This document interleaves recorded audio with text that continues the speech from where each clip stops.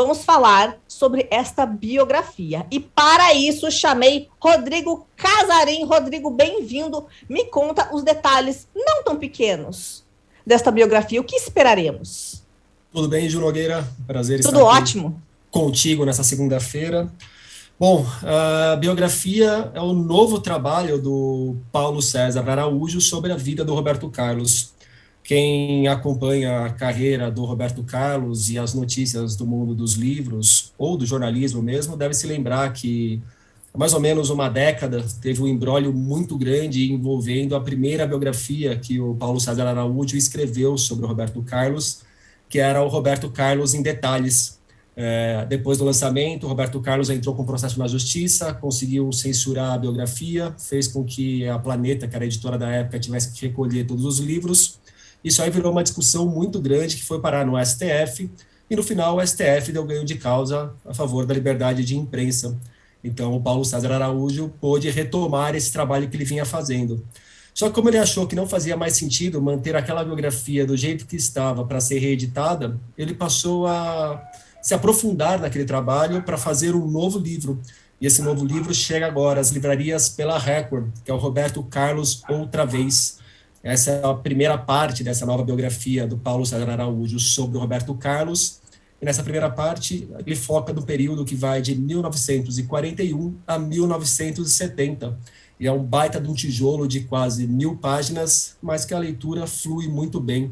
Paulo César Araújo tem um mérito enorme de construir a narrativa circulando no entorno de grandes canções do Roberto Carlos, então isso dá um dinamismo muito legal para o livro. A gente pode pegar, por exemplo, o Divã, uma das músicas mais famosas do Roberto Carlos, que inspirou até nome de zagueiro brucutu que já passou pela seleção brasileira, a partir dessa música, que tem um trecho, por exemplo, que cita: relembro bem a festa, o apito, e na multidão um grito, o sangue no linho branco. O Paulo César Araújo vai reconstruir um dos momentos mais traumáticos da vida do Roberto Carlos, que foi o acidente na infância que fez com que ele perdesse uma das pernas, o que durante tanto tempo gerou buchicho sobre se ele usaria ou não pernas mecânicas e por que ele só aparecia de calça nas aparições dele, né? E é curioso que essa parte da perna, um pouco mais para frente, uns 20 anos mais para frente, talvez, depois do acidente, o Paulo César Araújo mostra que, em algum momento, o Roberto Carlos soube lidar com alguma leveza com essa questão. Tem uma cena que eles estão no set de filmagens, quando o Roberto Carlos estava também se consolidando como uma estrela do cinema nacional, e numa das cenas que eles estavam gravando, um dublê ia fazer as vezes do Roberto Carlos, e esse dublê tinha que subir ali um degrau, alguma coisa assim, uma mureta, e ele tropeçou 3 vezes e começou a mancar no meio da cena.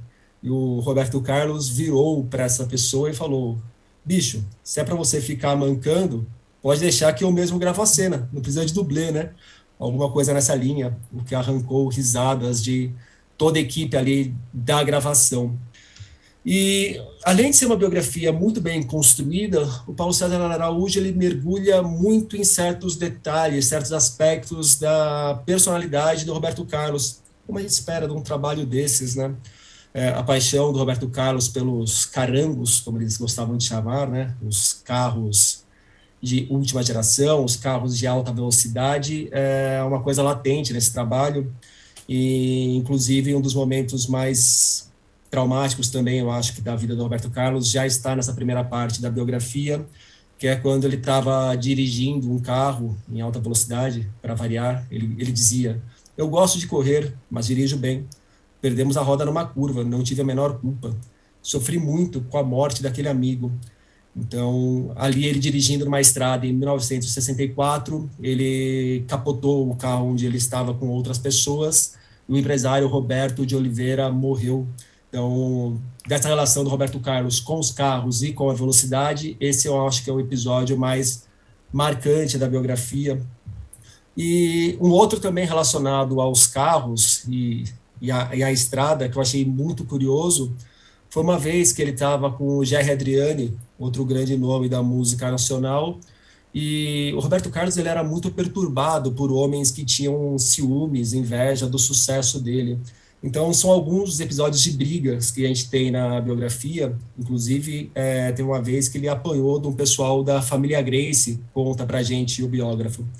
Mas esse episódio do Jerry Adriani, eles estavam na estrada e um caminhão passou do lado deles e começou a provocá-los, começou a ofender o Roberto Carlos.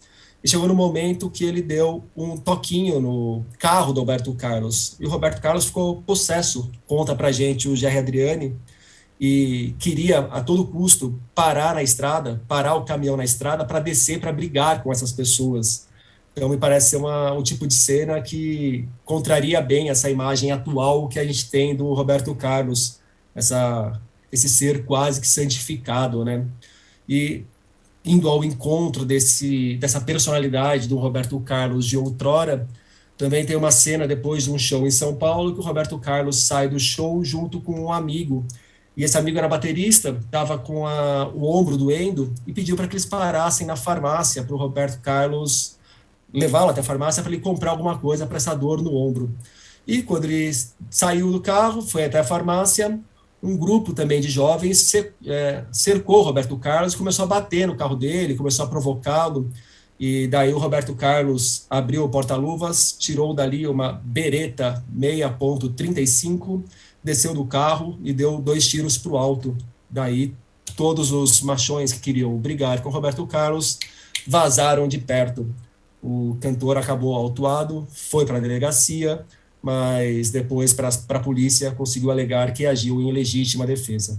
Então, acho que assim, é um livro muito, muito bem escrito, mesmo quem não for tão fã do Roberto Carlos, mas quiser ler uma boa história de um personagem muito interessante, eu acho que é uma biografia que não vai decepcionar ninguém e que vai trazer um bom panorama, principalmente do mercado fonográfico do Brasil, nessa primeira parte, ali nos anos 50 e 60, especialmente. Então, é exatamente o que eu ia te perguntar, assim, se é um livro só para quem é fã ou para pessoas como eu, entendeu? Eu entendi, eu acho que a gente está junto nessa, porque... A história da perna mecânica é um negócio que mexe no imaginário de mim quando eu era criança, que a gente escutava essa história, entende? Então são coisas que são histórias que são ícones, são clássicos, né? De coisas que a gente acompanhou e tudo. Gente, eu já quero muito esse livro, que é cheio de babado do jeito que eu gosto. Eu tô assim, ó, querendo. Eu, para não falar que eu nunca coloco o Roberto Carlos para tocar aqui em casa, tem uma versão de uma música dele, regravada por uma banda punk da Argentina, que eu gosto bastante. Então, às vezes, pinta. Mas, tirando isso, o Roberto Carlos não toca na minha caixa de som. Não é o tipo de música que eu aprecio, não é a personalidade que eu coloco fotos penduradas aqui na minha biblioteca. Mas, assim, foi uma leitura que eu apreciei bastante e que coloca a gente em contato, né, também com o lado da carreira do Roberto, que a imagem cristalizada que a gente tem dele hoje parece não ser muito compatível. Mas, por exemplo, o Roberto Carlos, quando estava tentando estabelecer uma carreira, indo tocar em lugares vazios para ninguém, tendo que trabalhar num galpão de abastecimento de alimentos, que ele trabalhava na parte administrativa do galpão, ele ficava o dia inteiro trancado numa sala, sem janela nem nada, para ir à noite sair para tocar em barzinhos, inferninhos, em qualquer lugar que abrisse as portas para ele. Então, independente da personalidade do Roberto Carlos hoje, a história contada pelo Paulo César Araújo é muito interessante e está muito bem contada. Então, é um livro que vale a pena conhecer. Amei, e tem parte 1 e parte 2, é isso, né? São 2 livros, então. Exatamente. A então, parte 2, a previsão é que saia o ano que vem, mas a gente sabe que previsão para livro não costuma ser levada muito a sério, né? É bom... Sim. Quando sair, a gente descobre que saiu. É mais fácil... Não, mas estaremos de olho, você lê a segunda parte e vem contar pra gente também, porque se for tão boa quanto parece ser essa primeira parte, bom, a primeira eu já quero. Já vou ir atrás, porque eu já vou estar querendo já. Combinado, deixa comigo.